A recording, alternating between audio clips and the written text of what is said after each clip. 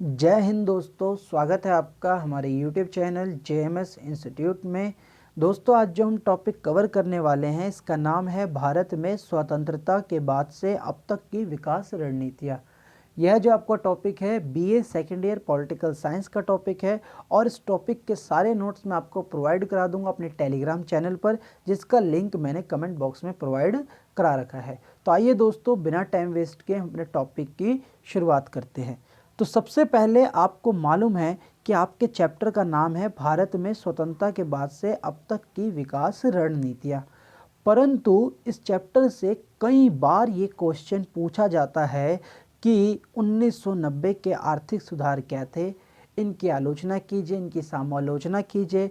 LPG से क्या तात्पर्य है, इनके क्या लाभ व हानि हुए। तो कई तरीके से इस क्वेश्चन को कम से कम 10 तरीकों से पूछा जाता है।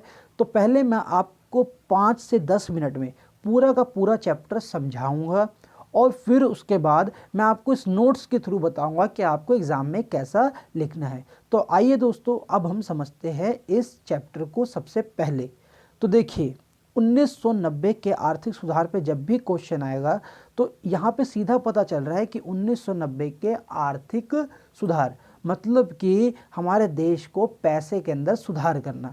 तो मैं इसका एक एग्जांपल मानता हूँ चाइना को, जिसे आप अभी समझ जाएंगे। और चाइना ने इसे 1978 में अपना लिया था।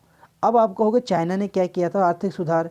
तो देखिए, चाइना जो देश था, ये चाइना देश है एक एग्जांपल के लिए, और इसके अंदर जो भी होता था ना ये बाहर के देशों को आने देते थे, ना ये अपने देश से चीज़ों को बाहर जाने देते थे। तो मतलब इनके देश में जो होता था उसी से अपना गुजारा करते थे। ठीक है, तो चाइना उतना मजबूत देश नहीं था। ठीक है, आपको समझ में आ रहा है। 1978 में चाइना ने क्या किया, तो उसने अपने जो बाज़ार थे उसे खोल दिए, इस जगह को खोल दिया कि भाई बाहर की कंपनियां आकर यहाँ पे सामान बनाएं, क्योंकि इनके पास बहुत कच्चा माल है। दुनिया भर में आज मेड इन चाइना आपको दिखाई देता होगा, क्योंकि इनकी ज़मीन में जहाँ कुछ खो देते हैं तो वहाँ कोई ना कोई कच्चा माल होता ही है। तो और इनके पास बहुत बड़ी जनसंख्या है, लेबर है, फोर्स है काम करने के लिए। तो चाइना आज इतनी बड़ी शक्ति बन गया है कि आपको पता है 2040 में ये अमेरिका और विश्व में सबसे बड़ी GDP होगा और सबसे अमीर देश होगा। और आज भी देखिए तो अब ये चाइना अमेरिका की टक्कर लेने लगा, अगर आप देखेंगे तो इसका मतलब क्या हुआ, जो चाइना 78 से पहले अपने देश के अंदर ही सीमित था, जिसे दुनिया से मतलब नहीं था, जो आर्थिक रूप से कमज़ोर था, उसने आर्थिक सुधार कर कर बाहर आ गया। तो आपको यहाँ पे क्या समझ में आया कि चाइना ने बाहर की कंपनियों को खोल दिया, अपने देश को पूरे देश से जोड़ लिया। ठीक है, तो ये उनका आर्थिक सुधार था। यही चीज़ भारत ने 1990 में की। 1990 से पहले दोस्तों भारत जो था वो पूरे तरीके से क्या कहते हैं उसे, आर्थिक सुधार, या फिर हम कहें LPG नहीं था। अब LPG मैं आपको समझा देता हूँ। LPG होता क्या है कि 1978 से पहले ना तो भारत लिबरलाइज था, ना तो प्राइवेटाइज था, ना तो ग्लोबलाइज था। इसे बोलते हैं LPG। लिबरलाइज मतलब होता है कि भारत के अंदर कोई भी कंपनियां काम करती तो उसको उतनी सारी छूट नहीं थी। जैसे मैं आपको एग्जांपल देता हूं कि 1990 से पहले हमारे देश में सबसे ज़्यादा देखे जाने वाले चैनल थे दूरदर्शन और मेट्रो। ठीक है दोस्तों, ये भारत सरकार द्वारा प्रसारित थे। आप देखते भी होंगे आज के टाइम में दूरदर्शन प्रसारित भारत सरकार करती है। लेकिन 1990 में भारत सरकार ने क्या किया, लिबरलाइज किया पॉलिसी को। लिबरलाइज का मतलब होता है कि उन्होंने इस चीज़ को उदारीकरण किया, और इसी मीडिया इंडस्ट्री में या फिर हम एंटरटेनमेंट इंडस्ट्री में इतनी सारी कंपनियां आई कि हमारा जो TV सेक्टर था कहाँ का कहाँ चला गया, मीडिया सेक्टर उठ गया। तो आपको समझ में आ रहा है कि पहले सरकार की जिम्मेवारी थी कि वो TV चैनलों को चलाए, लेकिन उन्होंने प्राइवेट कंपनी को कहा कि आप आओ। तो उसके बाद हमारा इंडस्ट्री कहाँ भाग गई। आज के टाइम में हमारे एंटरटेनमेंट इंडस्ट्री से लाखों करोड़ों का टर्नओवर है ना, या फिर वो हमारे देश को इतना सारा पैसा कमा के दे रहे हैं। तो सबसे पहली चीज़ लिबरलाइजेशन आपको समझ में यहाँ पर आ गया। अब मैं आपको बताता हूँ प्राइवेटाइजेशन। प्राइवेटाइजेशन का मतलब होता है कि निजी कंपनियों का भारत में आना और भारत में निजी कंपनियों को बढ़ावा देना। तो निजी कंपनी को बढ़ावा कैसे दिया, जैसे एयरलाइन हो गई। पहले भारत सरकार खुद की ही एयरलाइन चलाती थी, मतलब खुद ही सारे ये एयरपोर्ट वगैरह या फिर जो आपके कहते हैं हवाई जहाज उड़ाने, ये भारत सरकार ही उड़ा सकती थी, कोई दूसरे नहीं। लेकिन जब एयरलाइन को प्राइवेट किया गया तो आज देख रहे हैं आप हर देश, हर राज्य में हमारे जगह कहीं ना कहीं हवाई अड्डे खुल रहे हैं और सारे प्राइवेट चीज़ें खुल रही है। तो उससे क्या हो रहा है, यातायात आसान हो गया। टेलीकॉम, पहले टेलीकॉम में बीएसएनएल था और आपका एक और कंपनी थी, वो सरकार चलाती थी, लेकिन आज टेलीकॉम में कितनी सारी कंपनियां आ गई है। तो टेलीकॉम में कंपनियों के आने से क्या हुआ है कि आज के टाइम में हमारे पास इंटरनेट सस्ता हो गया, कॉल सस्ती हो गई। तो देखिए ये चीज़ हमें किसी टाइम में सरकार द्वारा नहीं प्राप्त थी, तो इसका मतलब क्या हुआ कि प्राइवेटाइजेशन होने से हमें टेलीकॉम, टीवी, इंश्योरेंस, पहले इंश्योरेंस भी सरकार की जिम्मेवारी थी एलआईसी, लेकिन आज के टाइम में कितने सारे इंश्योरेंस आ गए। तो यहाँ पर आपको समझ में आ गया कि प्राइवेटाइजेशन का मतलब है कि हर क्षेत्र में प्राइवेट कंपनियों को आने का मौका देना ताकि वो इसका विकास कर सके। तो आपको मैंने दो चीज़ें बताई, एक तो लिबरलाइजेशन और एक प्राइवेटाइजेशन, तो इससे बोला गया एलपी। अब मैं जी भी बताता हूँ, तो यहाँ समझ में आ गया आपको। अब बात हो रही है ग्लोबलाइजेशन की। ग्लोबलाइजेशन का मतलब होता है दोस्तों कि वैश्वीकरण, हमारे देश में बड़ी बड़ी कंपनियां आए और वो यहाँ पर काम करें और हमारे देश की जो कंपनियां हैं वो बाहर जाकर भी कुछ काम करती रहे। तो आपको पता होगा टाटा हो गई, रिलायंस हो गई, इन्फोसिस हो गई, वीडियोकॉन हो गई, ये सब ऐसी कंपनियां हैं जो 1990 के बाद और मजबूत हुई। ऐसा नहीं था 1990 से पहले मजबूत नहीं थी, ये थी, लेकिन इन्होंने बाहर भी गए, बाहर भी बिजनेस किया और बाहर से भी पैसा लाए। इन्फोसिस आपको पता ही है कि आईटी सेक्टर में है, उसके बाद में वो अपना बैक एंड बीपीओ वगैरह संभालती है, तो वो बाहर से काम ला के देती है। वीडियोकॉन जो बाहर भी जिसकी सेल्स है, इंडिया में सेल्स है, उसके बाद में टाटा हो गया, रिलायंस हो गया, तो ये बड़ी बड़ी कंपनियां जो थी इन्हें बहुत सरकार ने मतलब कि 1990 की पॉलिसी के बाद ये विश्व मार्केट में उतरकर अपना काम करने लगे। तो अब आपको समझ में आया कि नहीं 1990 के आर्थिक सुधार मोटे मोटे रूप से क्या है। तो देखो दोस्तों 1990 के मोटे सुधार एलपीजी है, इसके अंदर सरकार ने लिबरलाइज कर दो, आसान कर दो कंपनियों के लिए काम करना, प्राइवेटाइज मतलब कि जो क्या कहते हैं उसे निजी कंपनियों को आने दो, ग्लोबलाइज, और दुनिया के मार्केट में उतर जाओ। अब इधर से क्या हुआ तो आप देख सकते हैं कि जो जो क्षेत्र मैंने बताए हैं वो तरक्कियों को छू गए हैं, है ना। आज के टाइम में हम किसी भी एयरलाइंस देख ले, हम कुछ भी देख ले, तो वो बहुत आगे पहुंच चुके हैं।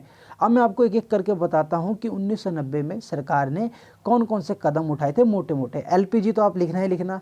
1990 में पहला कदम सरकार ने ये उठाया था कि सारे जो लाइसेंस थे, मतलब कि अगर आपको कंपनी खोलनी है तो 1000 लाइसेंस आपको बनाने पड़ते थे, सरकार ने ख़त्म किया और उसे 10 से 12 लाइसेंस के अंदर कम कर दिया कि ताकि यहाँ पर कोई भी कंपनी आकर अपना काम कर सके, ठीक है। उसके बाद में सरकार ने ये किया कि जितना भी हमारा स्टॉक मार्केट था, जहाँ पर कंपनियाँ आती है और उस कंपनी को पैसा मिलेगा जब भी तो कंपनी आगे बढ़ेगी, तो हमने अपना जो शेयर बाज़ार था उसे बहुत अच्छा कर दिया, उसे प्रोटेक्टिव कर दिया, बचा लिया ताकि यहाँ पर काम कर सके।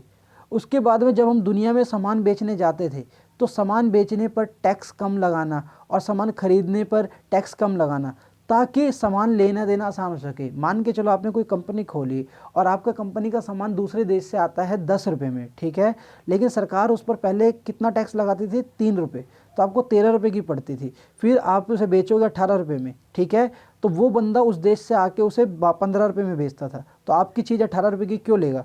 तो सरकार ने क्या करा कि जो भी आने जाने की वस्तुओं पर टैक्स था उसे बहुत मिनिमाइज़ कर दिया, कम कर दिया। उसके बाद में सरकार ने कई तरीके से करों में छूट दी, ब्याज में छूट दी कि आप कर्ज लेके काम कीजिए, हम आपको छूट देंगे, ठीक है। उसके बाद में सरकार ने एयरलाइन, टेलीकॉम, दूसरा कदम जो था टीवी, ब्रॉडकास्ट, इंश्योरेंस, इन सबको प्राइवेट के लिए खोल दिया कि आप प्राइवेट कंपनीज में आओ और काम करो। देखो दोस्तों इन सबसे क्या हुआ कि हमारी जीडीपी जो थी वो 10% और बढ़ गई। ये बहुत बड़ी बात होती है 1% जीडीपी बढ़ाना, लेकिन जीडीपी का 10% हमने इसी कदम से बढ़ा लिया, ठीक है। उसके बाद में धीरे धीरे करके ये चीज़ें हो गई। अब दोस्तों 1990 के आर्थिक सुधार से क्या चीज़ें नहीं हुई।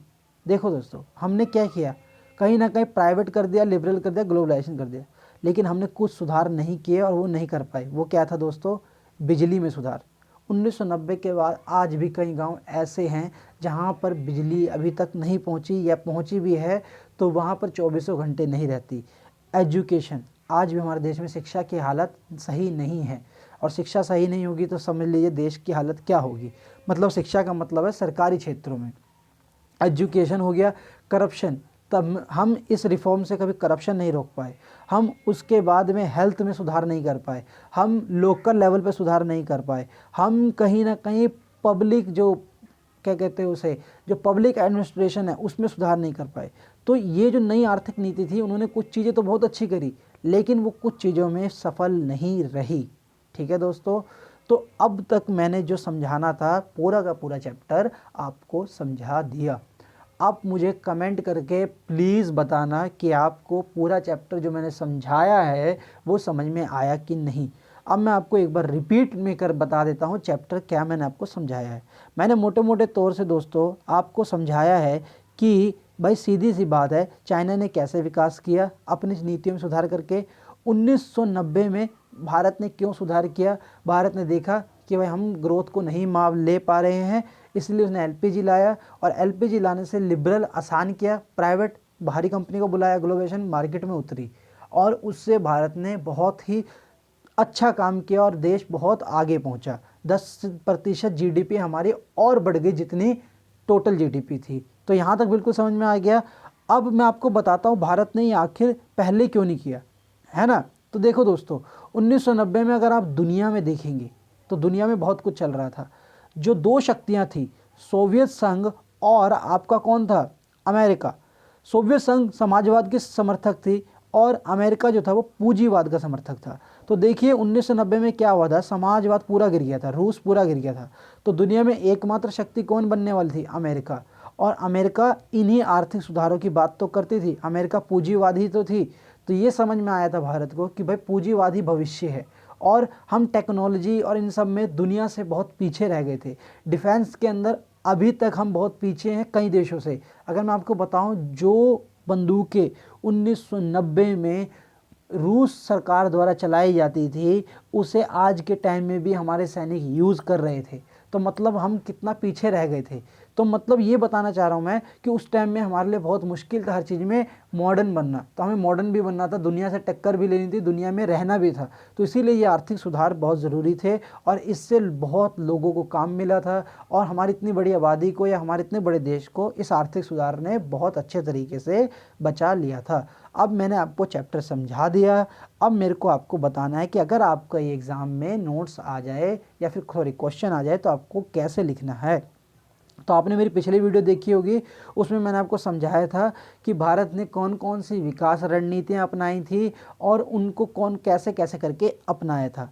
लेकिन भारत के इतिहास में 1990 का एक ऐसा समय था जब भारत ने अपनी नीतियों में बहुत बड़े बड़े बदलाव किए। तो ये सारे बदलाव बहुत बड़े थे ना, क्योंकि इससे पहले सरकार दूरदर्शन चलाती थी, सरकार ही मीडिया संभालती थी, सरकार ही आपका क्या कहते हैं इन एयरलाइन संभालती थी, सरकार के हाथ में सब कुछ था। लेकिन 1990 में सरकार ने अपने हाथ से दूसरे हाथों में दिया, और मिश्रित अर्थव्यवस्था, जहाँ पर हम पूंजीवाद और समाजवाद को मिलकर चला रहे थे, वहीं पर हमने अपने आप को पूंजीवाद की तरफ पूरा मोड़ लिया।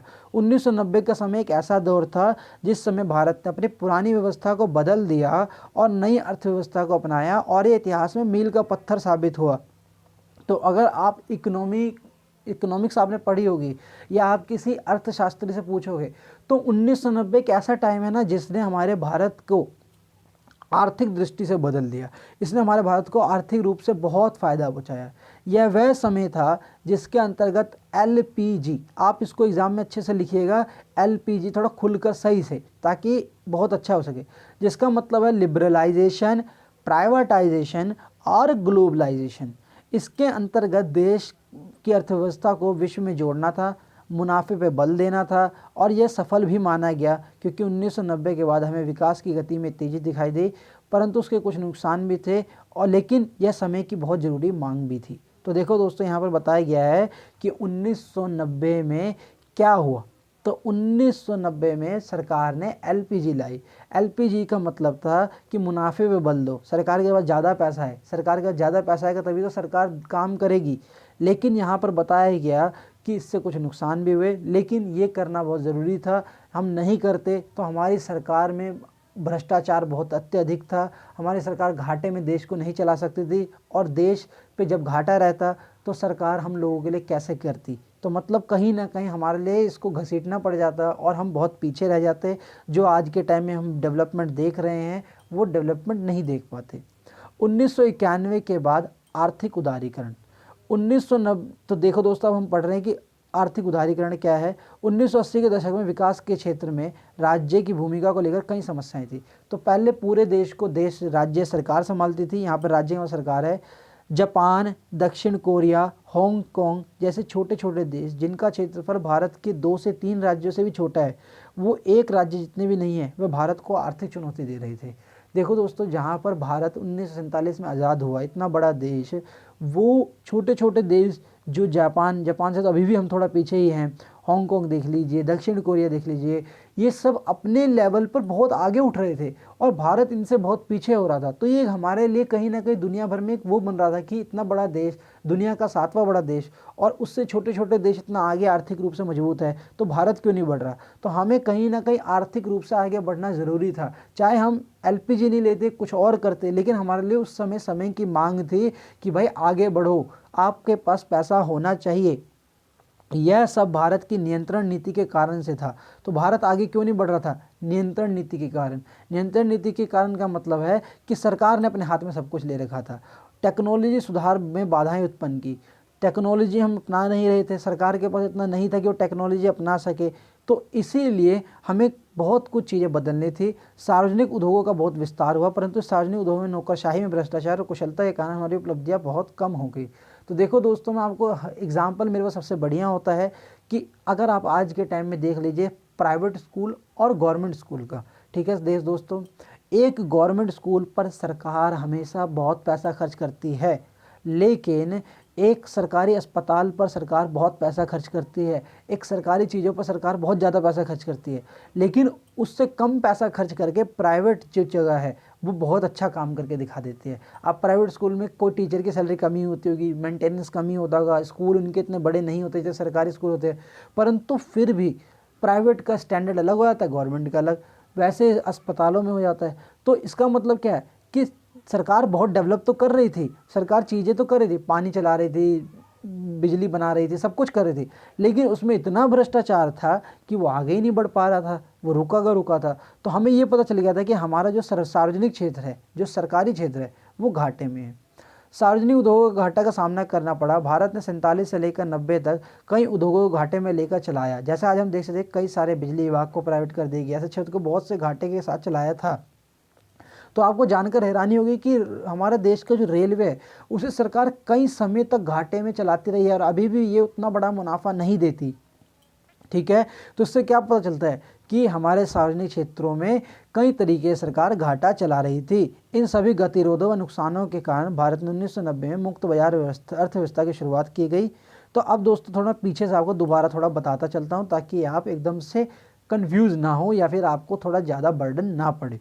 तो देखो, LPG सरकार ने अपनाई, ये समय की मांग थी, छोटे छोटे देश आगे बढ़ रहे थे, हम आगे नहीं बढ़ रहे थे। हमारे आगे ना बढ़ने के कारण था नियंत्रण नीति, क्योंकि सरकार हर चीज़ें चला रही थी।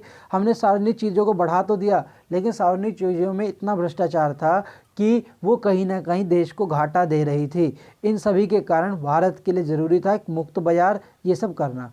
तो उस समय के जो हमारे फाइनेंस मिनिस्टर थे और जो फ्यूचर में जाकर प्रधानमंत्री बने और जो हमारे पुराने अभी प्रधानमंत्री थे, उनका नाम डॉक्टर मनमोहन सिंह जी था। तो डॉक्टर मनमोहन सिंह जी ने, यहाँ पे डॉक्टर लगाना मैं भूल गया हूँ तो इसके लिए मुझे माफ़ी देना, कि फाइनेंस मिनिस्टर थे, उन्होंने कहा कि ये बहुत बड़े कदम है।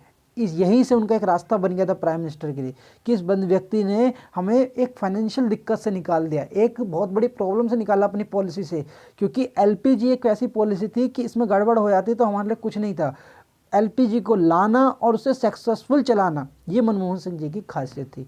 तो भारत की नई आर्थिक नीति का मुख्य उद्देश्य है उत्पादकता, रोजगार, भारतीय उद्योगों को विश्व में चैलेंज करना, उन्हें तैयार कराना। औद्योगिक व्यापार नीति में सरकार द्वारा कई सारे परिवर्तन लाने थे जो निम्नलिखित थे। तो देखो दोस्तों, नई आर्थिक नीति के कुछ कारण थे कि भाई सबसे पहले प्रोडक्शन ज़्यादा करो, देश की चीज़ें भी दुनिया में मिले, दुनिया को पता चले कि भारत इसलिए फेमस है, भारत ये बनाता है, इधर के लोग जब ये बनाएगा तो भारत को रोजगार मिलना चाहिए। भारतीय उद्योग, भारत की जो इंडस्ट्री है वो दुनिया भर में जानी जाए। आज के टाइम में रिलायंस की इंडस्ट्री, कई सारी इंडस्ट्री हमारे देश में लगी हुई ना, अलग अलग कंपनियां बहुत से चला रहे हैं, तो उन सबको चलाना, उनको दुनिया भर में नाम दिलाना, ये सब काम था। तो आज हम चाइना को देखें तो वही बात जो मैंने पीछे बताया था, चाइना को देखें तो चाइना ने भी इतनी प्रगति इसी से प्राप्त की है क्योंकि उसने अपनी औद्योगिक नीतियों का बहुत विस्तार पूर्वक लागू किया और वह आज आगे है। भारत ने भी इस समय यह बदलाव किया और भारत ने छोटे छोटे देशों से प्रतिस्पर्धा में था, उसने अपनी नीतियों में बदलाव किया और विश्व में अपने आप को प्रतिस्पर्धात्मक बनाया। तो देखो दोस्तों, आज भारत की तूती बोलती है, आज भारत फिर दुनिया के बड़े बड़े देशों के बीच में एक कॉम्पिटिशन बना हुआ है। तो ये हम इसी चक्कर से बने हैं क्योंकि हमने 90 में बहुत बड़ी पॉलिसी को अपनाया और उसे सक्सेसफुली आगे ले गए। चाइना ने भी यही किया था और चाइना 2040 का अगर ऐसे ही ग्रोथ करता रहा तो वो अमेरिका से भी आगे होगा। ये बात अमेरिका के कई सारे जो उनके इंस्टीट्यूट हैं या फिर जो उनके पैरामीटर्स हैं वो बताते हैं। अब हम यहाँ पर उसको छोड़ते हैं, यहाँ तक आपको समझ में आ गया। तो यहाँ तक अभी हमने यही समझा कि छोटे छोटे देशों से भारत ने अपने आप को आगे बढ़ाया, भारत ने नई आर्थिक नीति लागू की, अपने सरकारीपन को, अपने सार्वजनिक चीज़ों को छोड़ा और प्राइवेट की तरफ बढ़ी। नई टेक्नोलॉजी के लिए तो सरकार ने कौन कौन से कदम उठाए? सबसे पहला कदम उठाया टेक्नोलॉजी में कि नई टेक्नोलॉजी की स्थापना के लिए लाइसेंस प्रणाली को समाप्त किया और कुछ ही लोगों के लिए आवश्यक रह गई लाइसेंस व्यवस्था, सिगरेट, तंबाकू, रक्षा उपकरण, औषधि आदि। तो देखो दोस्तों, हर चीज़ के लिए सरकार ने लाइसेंस लेना पड़ता था पहले कि मैं ये कंपनी लगा रहा हूँ, लाइसेंस लो। उस लाइसेंस को लेने से पहले जहाँ पर आप कंपनी स्थापित करो उधर कुछ मत पूछो, फिर उसके पूछने के बाद वहाँ पर आपको कुछ व्यवस्था चाहिए तो पानी का लो, बिजली का लो, ये करवाओ वो करवाओ। तो 1000 एप्लीकेशंस और 1000 डिपार्टमेंट में जाते जाते कंपनी खोलने से बंदा कतराता था, छोड़ना यार मैं किसी और देश में अपनी कंपनी चला लूँगा लेकिन यहाँ नहीं चलाऊँगा। भारत सरकार ने कहा आप जो मर्जी करो, एक लाइसेंस लो, अपनी कंपनी लगाओ, और लेकिन लाइसेंस आपको जब ज़्यादा ज़रूरी कुछ ही जगह पड़ेगी, जब आप सिगरेट बनाओगे, तंबाकू बनाओगे, रक्षा उपकरण, पिस्तौल बम बारूद ये बनाओगे, औषधि दवाई बनाओगे, तो इन सब के लिए आपको सिर्फ और सिर्फ क्या लेना पड़ेगा? लाइसेंस। बाकी आप यहाँ पर काम कर सकते हो। तो इससे क्या हुआ कि 1990 के बाद आप देखते होंगे कि हर एक राज्य में एक कुछ जगह बनाए गए हैं जिन्हें स्पेशल इकोनॉमिक जोन कहा जाता है, जहाँ पर कई कंपनियों ने अपनी कंपनियाँ खोली, कई कंपनियों ने अपने आप को यहाँ पर लाई। तो वो इसी कारण था। जैसे मैं आपको बताता हूँ, दिल्ली के पास में आप नोएडा, गुड़गांव देख लीजिए, आप गुजरात में सूरत देखिए, बम्बई में आपका एक ऐसा इनका क्षेत्र जहाँ पर बहुत सारे इन सबको दिया गया, हैदराबाद देख लीजिए। तो इन सभी जगहों पर स्पेशल इकोनॉमिक जोन बनाए गए कि आप आइए और यहाँ पर काम कीजिए, ताकि वो लोग जब यहाँ पर काम करेंगे तो हमारे देश को रोज़गार मिलेगा, और हमारे देश को रोज़गार मिलेगा, वो देश जब यहाँ पे काम करेंगे तो हमें पैसा देंगे और वो पैसा हमारे बहुत काम आएगा। ठीक है दोस्तों, हमारे देश की जो फ़ॉरेन वर्थ होती है या फ़ॉरेन जो पैसा होता है वो ला के देगा, जिससे हम दुनिया में परचेजिंग पावर, हम कुछ खरीद सकेंगे और दुनिया में मजबूत बन सकेंगे। विदेशी टेक्नोलॉजी व तकनीकों पर लगे प्रतिबंध समाप्त किए। पहले हम विदेशी चीज़ों को आने नहीं देते थे, उनकी टेक्नोलॉजी को नहीं लाते थे। जैसे मैं आपको बता दूं कि प्योरीफायर हो गई, ठीक है दोस्तों, तो जैसे हम पानी प्योरीफाई करते हैं ना, तो ये उनकी टेक्नोलॉजी एक तरीके से देखी जाए तो इसके ऐसे लाखों टेक्नोलॉजी है, हम उस चीज़ को एक्सेप्ट नहीं करते थे, लेकिन हम आज के टाइम में इन चीज़ों को एक्सेप्ट कर रहे हैं। अब हम यहाँ तक कि रक्षा के क्षेत्र में भी इन विदेशी टेक्नोलॉजी को ला रहे हैं। राफेल दोस्तों क्या है, वहाँ का एक प्लेन ही तो है, उसे तो हम ले रहे हैं, तो वो भी उनकी टेक्निक है जो हम उनसे ले रहे हैं। सार्वजनिक क्षेत्रों के लिए आरक्षित उद्योगों के दरवाजे निजी क्षेत्रों के लिए भी खोल दिए गए। परमाणु ऊर्जा, रेलवे जैसे उद्योग सार्वजनिक क्षेत्र के लिए आरक्षित रखे गए। तो देखो दोस्तों, जो सरकार काम करती थी, सरकार ने कहा ये काम प्राइवेट कंपनियां भी कर सकती है।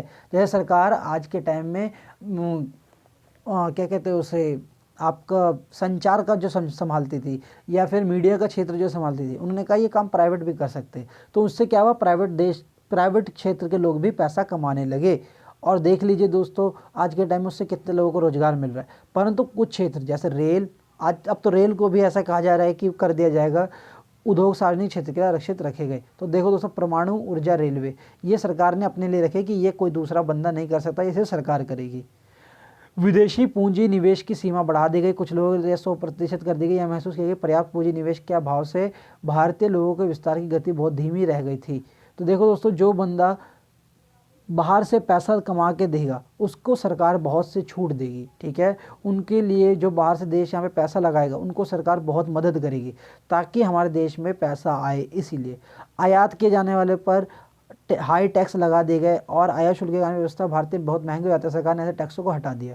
तो जो हम बाहर से खरीदते थे या बाहर बेचते थे उनके ऊपर से बहुत बड़े टैक्स सरकार ने हटा दिए। एक अधिकार व्यापार पद्धति के अंतर्गत औद्योगिक परिसंपत्ति की सीमा समाप्त कर दी गई। इस प्रकार भारत के औद्योगिक लक्ष्य विकास प्रक्रिया में आने वाली बाधाओं को दूर किया। विदेशी पूंजी निवेश को बढ़ावा देना, भारतीय उद्योग अंतर्राष्ट्रीय प्रतिस्पर्धा के लिए तैयार करना। तो दोस्तों पहले सरकार की नीति थी कि एक कंपनी से ज़्यादा काम नहीं कर सकती, वो सरकार उस पर नज़र रखेगी। ये सब चीज़ें सरकार ने हटा दी और कहा कि भाई अब खुले रूप से काम करो। मेन रूप से सरकार ने पूरा का पूरा प्राइवेटाइजेशन ला दिया। तो अब मैं आपको पूरा का पूरा इसके नोट्स के थ्रू बता देता हूँ। नोट्स में यही है दोस्तों कि 90 में भारत ने मिश्रित अर्थव्यवस्था छोड़ी, कहीं ना कहीं एलपीजी अपनाई। एलपीजी अपनाने के कारण भारत ने बहुत सी नीतियाँ ऐसी अपनाई, देशों से टक्कर लिए। उसके बाद टेक्नोलॉजी, विदेशी तकनीक, सार्वजनिक क्षेत्र, विदेशी पूंजी, आयात, इन सभी में भारत ने सुधार किए। तो इस तरीके से आप अपने एग्ज़ाम में लिख देना, आपके पूरे के पूरे नंबर मिलेंगे। बहुत अच्छा आंसर मैंने आपके लिए प्रिपेयर किया है और ये आपकी नॉलेज के लिए भी बहुत हेल्पफुल रहेगा।